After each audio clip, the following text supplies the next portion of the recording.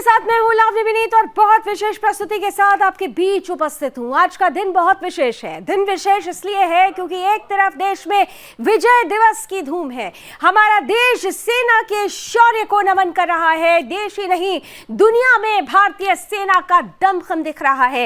एक तरफ जहां चीनी सैनिकों को हमने पीट पीट कर भगा दिया, घुसपैठ नहीं करने दी, वहीं दूसरी तरफ पाकिस्तान की पेशानी पर बल लाने के लिए भी लगातार हमारे सैनिक तैयार हैं, तत्पर हैं। आज का दिन, विजय दिवस का दिन, 16 दिसंबर का दिन 1971 में जब पाकिस्तान के टुकड़े टुकड़े कर दिए गए थे भारत की तरफ से।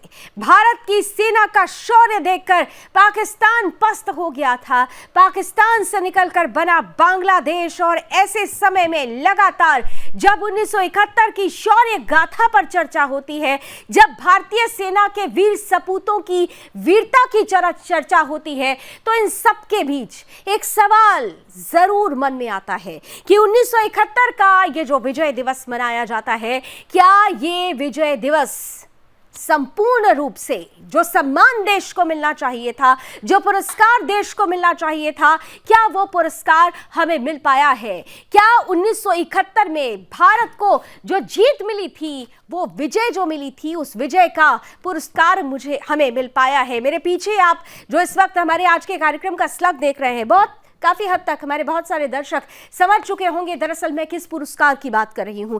क्योंकि 1971 की परिस्थिति ऐसी थी कि हम चाहते तो कश्मीर पीओके को हम अपने साथ ले सकते थे, अपना हिस्सा बना सकते थे, लेकिन ऐसा नहीं हो पाया। ऐसा क्यों नहीं हो पाया, किसकी वजह से नहीं हो पाया, इस पर चर्चा की जरूरत पड़ती है और इसीलिए इस पर आकलन करने का भी वक्त आ गया है। और इसीलिए हम सवाल भी पूछ रहे हैं कि भारत को नहीं मिला विजय का कश्मीर पुरस्कार, लेकिन क्योंकि बात 1971 की चल रही है, तो आइए आपको उसी एम्बियंस में लिए चलती हूं। 1971 में क्या हुआ था, किस तरीके से भारत की जीत का, भारत की सेना के शौर्य का परचम लोहा दुनिया ने माना, देखा और आज भी देख रही है। 16 दिसंबर को विजय दिवस के रूप में भारत लगातार मनाता आ रहा है और आज वही विजय दिवस है। इन सब के बीच 16 दिसंबर को जब हम विजय दिवस मनाते हैं तो क्या कुछ कहानी आगे बढ़ती है, जरा आगे तो चलते हैं। 1971 की हम बात कर रहे हैं, जब पाकिस्तान का अत्याचार पूर्वी पाकिस्तान पर बढ़ता चला जा रहा था। पूर्वी पाकिस्तान में आज ही के दिन भारत को पाकिस्तान पर ऐतिहासिक जीत हासिल हुई थी। पूर्वी पाकिस्तान यानी आज का बांग्लादेश, उसका उद्भव हुआ था क्योंकि अपनों पर ही अत्याचार कर रहे थे पाकिस्तान और पाकिस्तान की सेना। इन सब के बीच जरा जल्दी जल्दी आगे बढ़ते हैं। 1971 में क्या हुआ था? भारतीय जाबाजों ने शौर्य का परचम लहराया था। परचम कैसे लहराया था ये मुझे बताने की जरूरत नहीं है क्योंकि इसकी पूरी कहानी इस देश का बच्चा बच्चा जानता है। लेकिन भारतीय जाबाजों के इसी शौर्य को क्या पूरा सम्मान मिला है, आज इसी पर चर्चा करने वाले हैं। लेकिन उससे पहले जरा उस वक्त की कहानी को देख लीजिए। 3 दिसंबर 1971 से शुरू हुआ भारत पाकिस्तान युद्ध, जो निरंतर 13 दिनों तक चलता रहा और महज 13 दिनों में ही भारतीय सेना ने पाकिस्तानियों को, पाकिस्तानी सेना को उसकी औकात याद दिला दी थी। 3 दिसंबर 1971 को शुरुआत होती है। 5 दिसंबर को 4000 पाकिस्तानी सैनिकों ने लोंगेवाला बॉर्डर पोस्ट पर हमला किया था। उनको यह अंदाजा नहीं था कि एक छोर पर अगर वो हमला कर रहे हैं तो एक छोर पर हमारे 120 जवान ही काफी है, लेकिन दूसरे छोर पर जिस तरीके से भारतीय सेना ऑफेंसिव होने वाली थी उसका अंदाजा भी पाकिस्तान ने नहीं लगाया था। 5 दिसंबर के बाद लोंगेवाला पश्चिमी सीमा पर मौजूद रणनीतिक रूप से बेहद अहम पोस्ट मानी जा रही थी। पाकिस्तानियों को यह लग रहा था कि इस पोस्ट पर हम कमजोर पड़ने वाले हैं, लेकिन यहां तो 120 जवानों ने ही पाकिस्तानों को, सेना को उसकी हैसियत याद दिला दी थी। 5 दिसंबर की सुबह करीब 1 बजे बॉर्डर पार करके पाकिस्तान के सैनिक आने की कोशिश कर रहे थे, सीमा क्रॉस करने की कोशिश कर रहे थे, लेकिन 4:30 बजे जब उनके टैंकों पर भारतीय पोस्ट की नजर पड़ी, उसके बाद से मोर्चा संभाला जाता है और सुबह के 7 बजते ही भारतीय वायुसेना पाकिस्तानी टैंकों के पर खच्चे उड़ा देती है। इतना भारी नुकसान पाकिस्तान ने अंदाजा भी नहीं लगाया था। दोपहर के 3:30 बजे पाकिस्तानी सेना ने फिर से पूरी ताकत के साथ हमला किया, लेकिन इस बार भी पाकिस्तान को मुंह की ही खानी पड़ी थी। लगातार पाकिस्तानियों को भारतीय वायुसेना ने पाकिस्तानी टैंकों पर हमला किया, लगातार चौतरफा हमला झेलना पड़ रहा था। धरती से ही नहीं, आकाश से भी हमले हो रहे थे। दुश्मन के 37 टैंक बर्बाद हुए, 250 गाड़ियां छोड़कर भागना पड़ गया था। टैंक तो ऐसी स्थिति में आ गए जो आज भी अगर आप देखें तो एग्जीबिशन लगती है उनकी। और हालत पाकिस्तान के 10 किलोमीटर भीतर घुसकर मानितवाला पोस्ट पर कब्जा करने की जो कोशिशें थी पूरी तरह से ध्वस्त कर दी जाती है युद्ध में। लेकिन हमने कुछ खोया भी। 3900 भारतीय सैनिक बलिदान हुए, 9851 सैनिक घायल हुए थे। ये उस वक्त का वीर बलिदान था। 3900 भारतीय सैनिकों कि वो वीर गति को प्राप्त हुए थे। 9000 से ज्यादा सैनिक घायल हुए हिंद के वीरों ने। लेकिन 13 दिनों में ही पाकिस्तान को घुटनों पर ला दिया था। घुटने के बल उन्हें टेकना पड़ गया था, हार माननी पड़ गई थी। युद्ध समाप्ति पर 93,000 पाकिस्तानी सैनिकों ने, यह दुनिया का सबसे बड़ा सरेंडर माना जाता है। भारतीय सेना के शौर्य के आगे किस तरह से पाकिस्तान को झुकना पड़ा।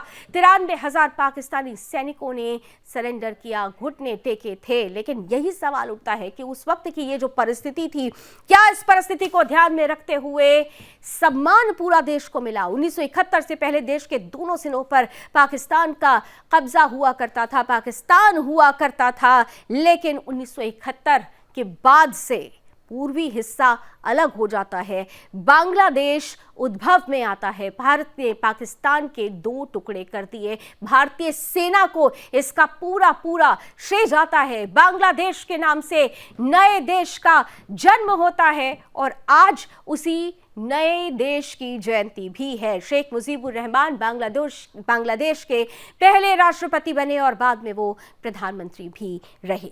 तो ये वो कहानी है 1971 की कहानी, जिसके बारे में आप हमेशा देखते, सुनते, जानते हैं। लेकिन इन सब के बीच इस कहानी का जो अंत हुआ, क्या ये अंत और मजबूत हो सकता था?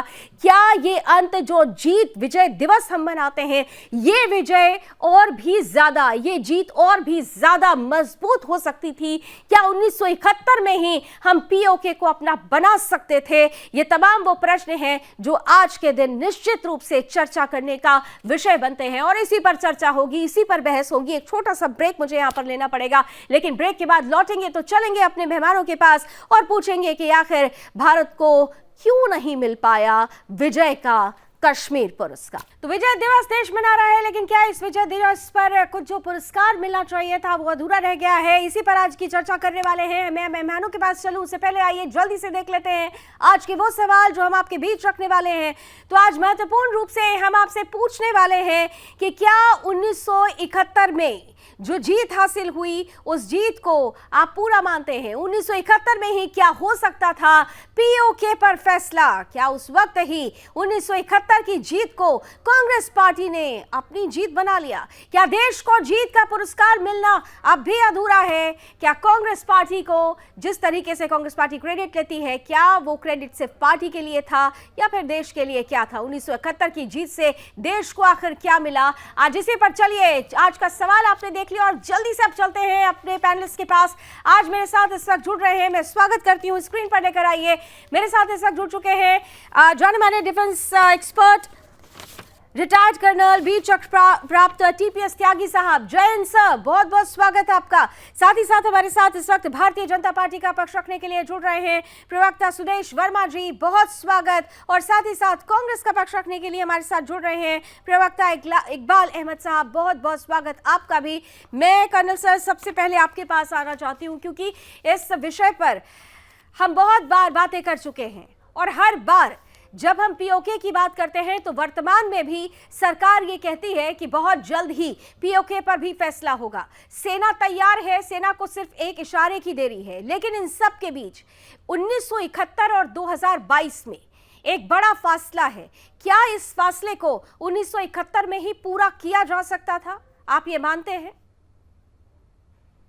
बिल्कुल मानते हैं, बिल्कुल मानते हैं। 1971 के युद्ध को चाहे जितना लोग कहें, मगर वो हिंदुस्तान की राजनीतिक हार थी, हिंदुस्तान की मिलिट्री की जीत थी। मैं जो ये बात कह रहा हूं, मैं आपको बताना चाहता हूं कि 93,000 सिपाहियों का हमने सरेंडर करा लिया, उसके बाद भी क्या हम कश्मीर की समस्या का समाधान करा पाए? सिर्फ इसलिए कि मुजीबुर रहमान की फांसी को टाल दिया जाए, उसके बदले में 93,000 सिपाहियों की वापसी करा दी गई। सच तो ये था।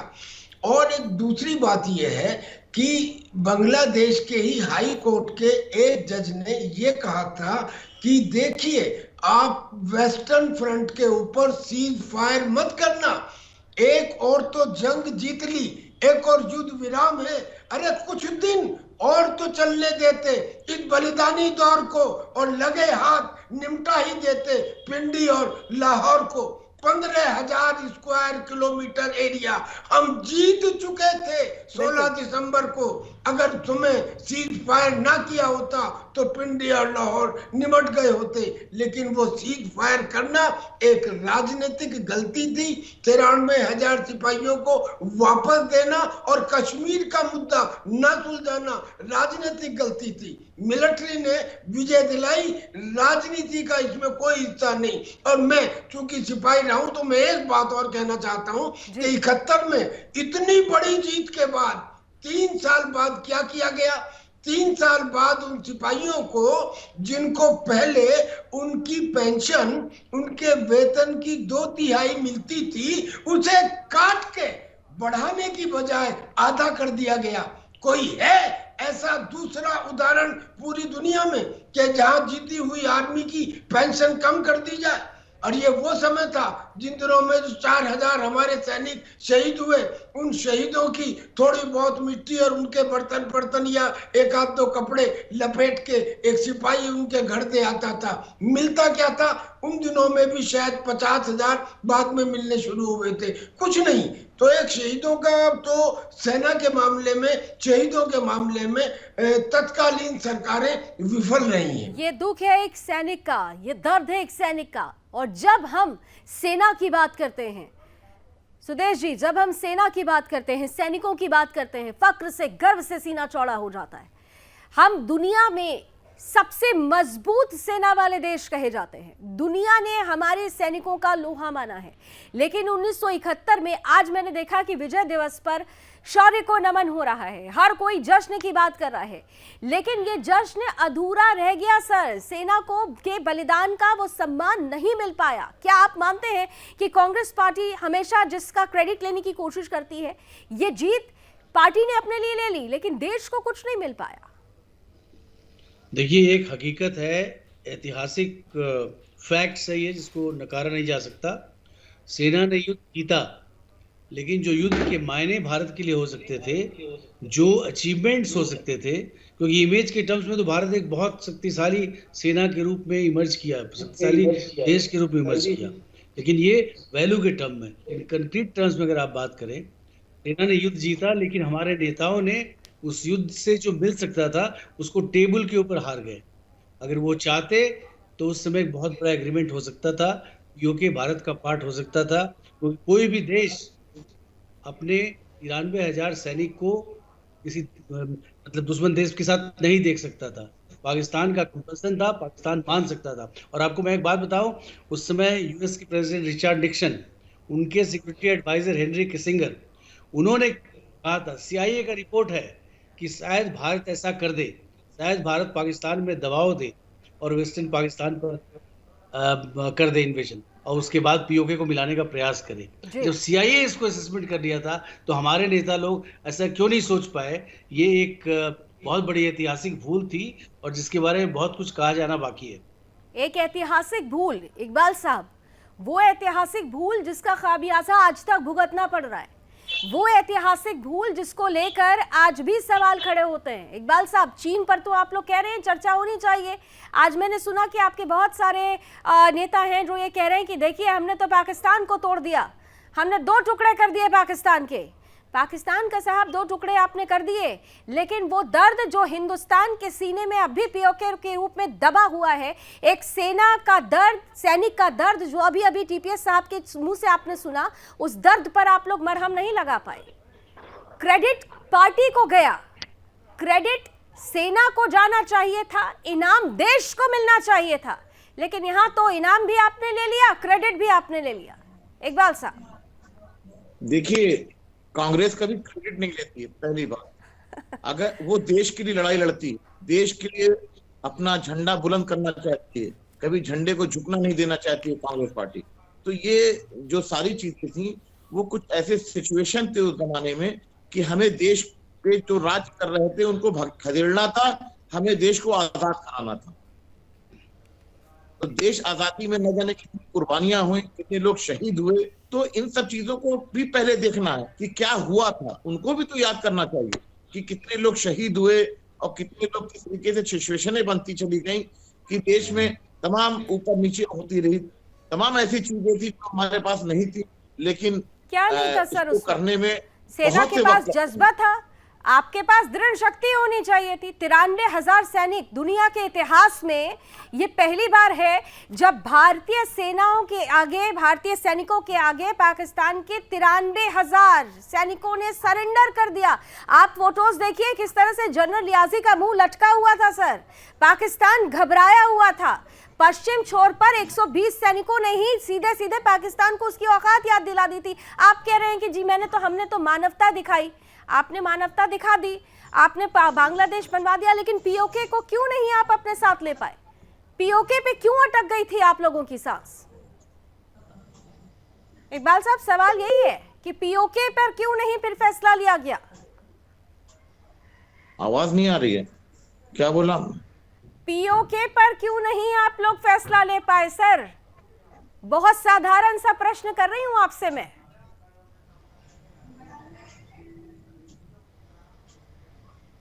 चलिए, इकबाल साहब कह रहे हैं कि उनको आवाज नहीं पहुंच रही है। ठीक है, जरा पैनल एक बार जरा दोबारा चेक कराइए। मैं दोबारा इसी सवाल को लेकर आपके पास पहुंचती हूँ। टीपीएस साहब, ये सवाल ऐसा है जो वाकई दिलो दिमाग तक जाता नहीं है या जाकर भी अनसुना कर दिया जाता है, क्योंकि इसका ये सवाल इतना तीखा है और इसका जवाब ऐसा आएगा जो ये जानते हैं कि खुद भी फंस सकते हैं। जवाब नहीं है कांग्रेस के पास। देखिए, बांग्लादेश के हाई कोर्ट के एक जज ने ये कहा था कि अगर किसी सांप का फन काट दिया जाए तो फिर खाली फन और ज्यादा तेज गति से हमला करता है, वो खतरनाक हो जाता है।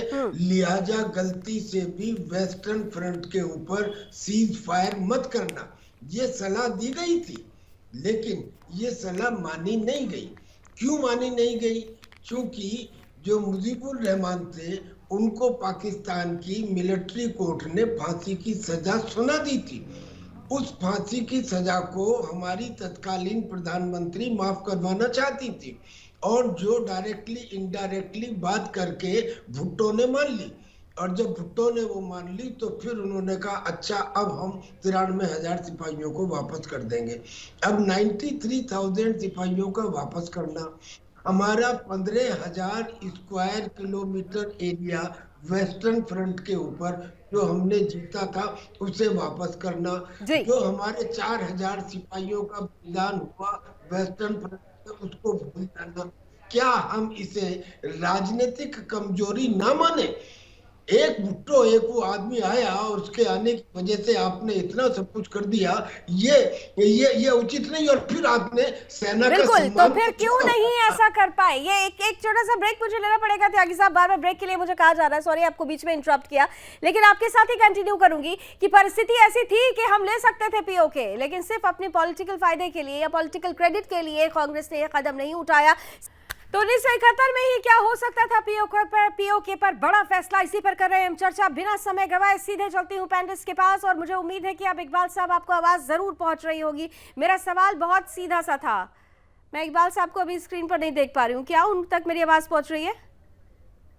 मुझे लगता है कि शायद इकबाल साहब उनके पास शायद जवाब नहीं है। सुदेश जी, मैंने दो बड़े साधारण से प्रश्न पूछे थे और बड़ा ही आज अफसोस के साथ कहना पड़ रहा है कि आज जब हम गेस्ट हम इनवाइट कर रहे थे from the Congress side, most of the guest from the Congress side वो आने को तैयार नहीं थे इस विषय पे, क्योंकि उनको लगता था कि ये विषय ऐसा है जिस पर उनसे कुछ तीखे सवाल उनकी पोल खोल देगा। सुदेश जी, देखिए लावनी जी, आपकी बारी कुछ है, ऐतिहासिक आपकी बारी इसलिए कहूंगी क्योंकि लगातार वर्तमान सरकार ये कह रही है कि हम न्यू रूल्स ऑफ एंगेजमेंट में एंटर कर चुके हैं, तो फिर पीओके के लिए ये न्यू रूल ऑफ एंगेजमेंट कब शुरू होगा?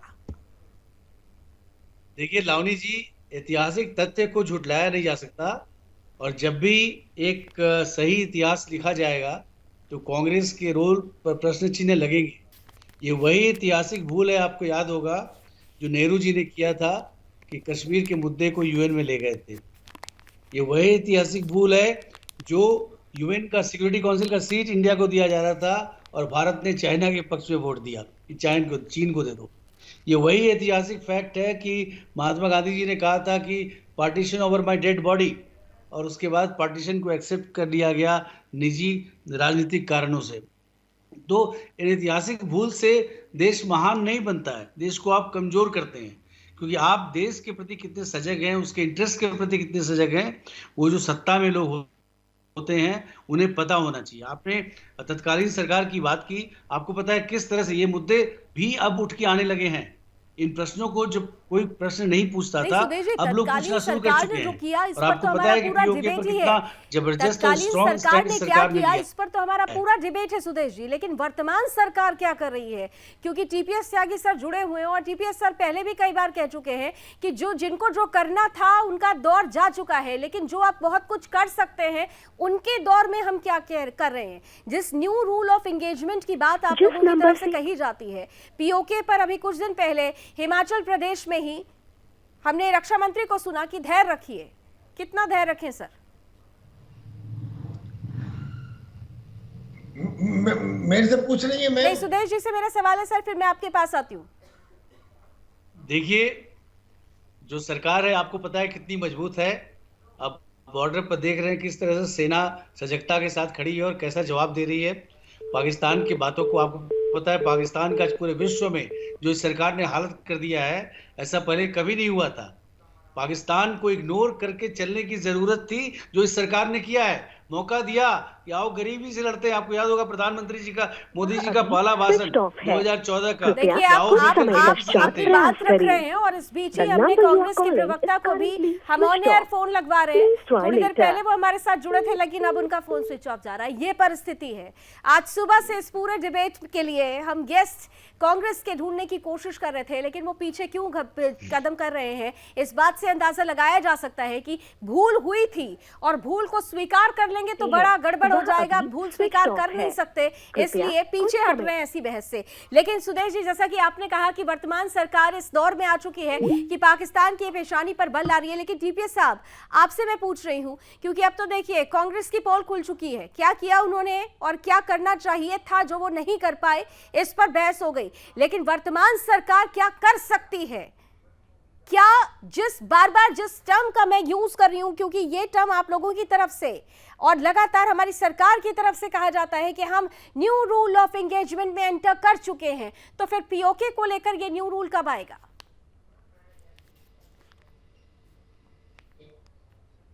TPS sir.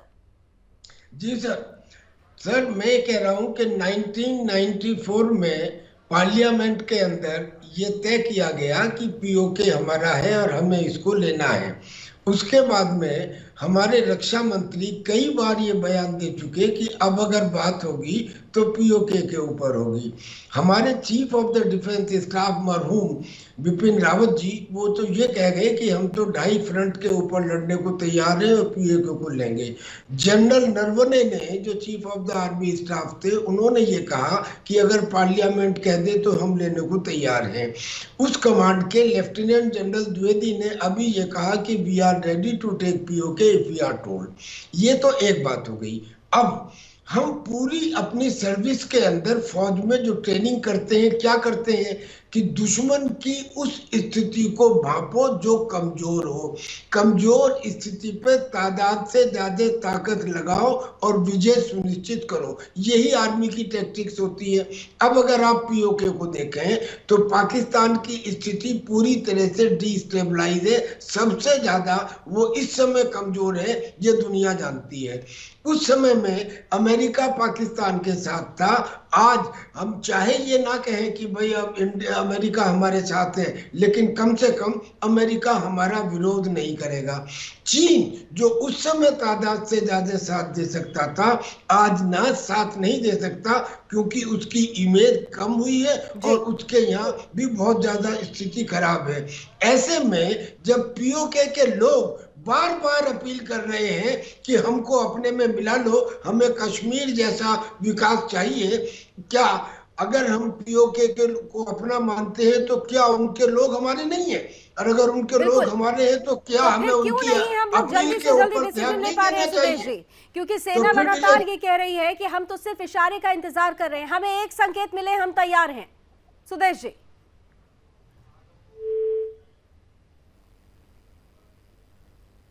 सुदेश जी की आवाज मैं नहीं सुन पा रही हूँ, प्लीज। जिस तरह से पाकिस्तान ने एट्रोसिटी किया था लावनी जी जी बांग्लादेश के ऊपर, मुक्ति वाहिनी आपको याद है, और किस तरह से इंडियन आर्मी इंटरवीन की थी, वही सिचुएशन कश्मीर में भी उत्पन्न होगा पीओके में। इसका कारण यह है कि जो इंडियन पार्ट ऑफ कश्मीर है, पाकिस्तान ऑक्यूपाइड की बात नहीं बता रही, जो इंडिया जिस पर है, जिसको कश्मीर बोल रहे हैं, जहाँ भी हमारा पूरा अधिकार है, जहाँ उस कश्मीर की बात करें तो वहाँ विकास की गंगा बह रही है। और जो पीओके में लोग हैं, पाकिस्तान के द्वारा जो कब्जा किया हुआ कश्मीर है, वहां तो कश्मीर नाम का कुछ एग्जिस्ट ही नहीं करता। वहां तो पूरा डेमोग्राफिक चेंज हो चुका है और लोगों में बहुत गुस्सा है, विकास नाम का तो चीज ही नहीं है। तो जब ये दो कंट्रास्ट दिखेगा तो वहां के लोग ही रिवोल्ट करने वाले हैं और बहुत जल्द होने वाला है। ये बात तो और ये यही सरकार बात तो बहुत टीपीएस सर सख्त कह है। रहे हैं कि वहां के लोग रिवोल्ट करने के लिए तैयार है, लेकिन उनको एक बेस चाहिए, उनको कम से कम वो विश्वास तो चाहिए कि हम रिवोल्ट करते हैं तो भारत की सेना हमारे साथ खड़ी हुई है, आगे आके उसी तरीके से हमारे लिए खड़ी होगी जैसा बांग्लादेश के लिए हुई थी। तो ये परिस्थिति तो आप लोगों को सामने शो करनी होगी ना। ये परिस्थिति तो बन ही रही है, आपको पता है बलूचिस्तान में भी यही हो रहा है। लावनी जी, पूरे पाकिस्तान में अगर भरोसा है तो इंडियन आर्मी पर ही भरोसा है, भारत के परिपक्व नेतृत्व पर भरोसा है। क्लियर नहीं आ पा रहा, थोड़ा सा अगर आप प्लीज पीछे चले जाइए। सुदेश जी प्लीज कंटिन्यू कीजिए। जी जी प्लीज कंटिन्यू कीजिए। जी जी सुदेश जी, तो फिर वेट किस बात का, देर किस बात का इंतजार हो रहा है? ये फैसला जो है एक राजनीतिक फैसला है, सही वक्त पर लिया जाएगा। जिस तरह सही वक्त पर सर्जिकल स्ट्राइक किया गया था, बिना बताए हुए सर्जिकल स्ट्राइक होता है, और ये भी बिना बताए हुए होगा। जब भी यही चर्चा हो रही है, एक राजनीतिक फैसला ही लेकिन आज होगा एक पार्टी की भूल पर चर्चा करने का एक पूरा सबब बनता है। कहीं ऐसा तो नहीं है कि आप भी कोई राजनीति की वजह से ही अगर एक फैसला नहीं ले पा रहे हैं तो कहीं देर ना हो जाए। टीपीएस साहब आपका लास्ट कमेंट जल्दी से, क्या वही गलती भारतीय जनता पार्टी की तरफ से तो नहीं दोहराई जा रही जो 1971 में दोहराई गई थी कांग्रेस की तरफ से?